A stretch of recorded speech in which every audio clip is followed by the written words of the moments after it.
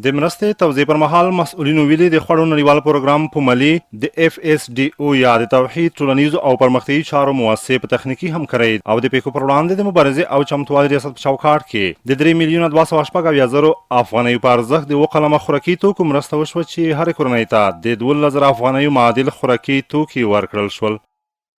مجموعه 2 قلمه مواد چې 200 کیلو هر کورنۍ ته وړه او 15 کیلو دال 100 لیټره غوړي او داسې کاکاو دي او نور کوم مواد چې اړین مواد ماشومان استعمال لپاره دا نن توزیع کیږي او مجموعه 203 کورنۍ ته د نن توزیع تر سره کیږي الحمدلله. مرسته ترلاسه کوونکي خواښ وو چې د دوی تر یوه بریده لاسنیوی وشو خو هممهال یې د مرستو او همکارۍ د لا پراختیا هیله درلودې. نو موږ ډېر منندوی یو د دغې مرستې نه چې هر چا کړی وي کومې خیرا بنسټ کړی وي او دولت کړی وي موږ ډېره مننه کوو. موږ په آینده کې بیا غواړو چې موږ سره مرسته وکړي. موږ ولس موږ قوم ډېر غریب دی موږ قوم ډېر بیچاره دی موږ غوښتنه کوو چې موږ سره مرسته وکړي. موږ سره په ډېرو سختو شرایطو کې مرسته وشوه.